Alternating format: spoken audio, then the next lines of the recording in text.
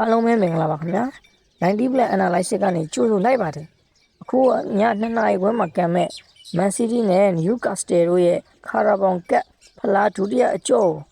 ပွဲကြို30ချက်လေးပြောပြပေးပါမယ် Man City တင်ကတော့ပထမအကျော့မှာ Newcastle ကွင်းမှာပဲ Anthony Semenyo နဲ့ Ryan Cherki တို့ရဲ့ဂိုးတွေနဲ့2ဂိုးပြတ်နိုင်ရထားတာကြောင့်မလို့ဘောလူဝက်တက်ဖို့အခွင့်အရေးလွန်ကောင်းမွန်နေပါတယ်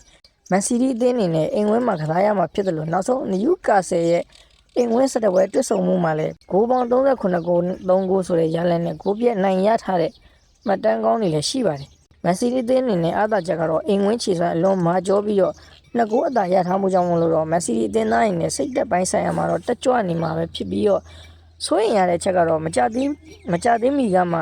စပါးအသင်းနဲ့ပွဲစဉ်မှာ2ဂိုးအသာရပြီးမှတည်ကြခဲ့ရတဲ့အမှားမျိုးတွေထပ်မဖြစ်အောင်တော့တတိထားရပါမယ်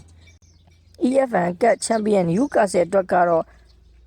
ဒီပွဲကတကယ်ကိုအကျက်တဲဖြစ်မဲ့ပွဲပါပဲအဝေးကွင်းမှာ2ဂိုးအပြတ်ကိုပြန်ရလိုက်မှာဖြစ်တယ်လို့အဓိကကစားသမားတွေဖြစ်တဲ့ Bruno Guimaraes နဲ့ Luis Milla တို့ရဲ့ဒဏ်ရာပြဿနာကြောင့်ပါဝင်မှုမတေချာတာကတော့အသင်းအတွက်အားနည်းချက်ပဲဖြစ်ပါတယ်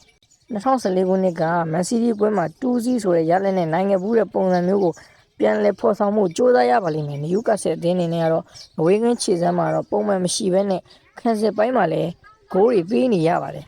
Newcastle ဟာအစောပိုင်းမှာဂိုးတွေရအောင်တိုက်စစ်ဖွင့်ကစားလာနိုင်ပေမဲ့ Man City ရဲ့ကွင်းလယ်ထိန်းချုပ်မှုနဲ့တက်မြန်တိုက်စစ်ကိုတော့ထိန်းချုပ်ဖို့ခက်ခဲပါလိမ့်မယ် Man City အသင်းဟာအင်ဝင်းမှာအမှားရမရှိကစားပြီးတော့ Arsenal နဲ့တွေ့ဆုံမဲ့ဘူလူဝက်စီကိုတက်လန့်သွားဖို့များပါတယ်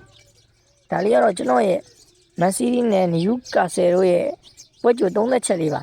အားလုံးပဲကျေးဇူးတင်ပါတယ်ကျွန်တော်ရဲ့ channel လေးကိုကြည့်ရှုပေးတဲ့ကျေးဇူးအများကြီးတင်ပါတယ်ကျွန်တော်ရဲ့ YouTube channel လေးကိုလည်း subscribe လေးလုပ်ပေးကြပါဦးခင်ဗျာအားလုံးပဲကျေးဇူးတင်ပါတယ်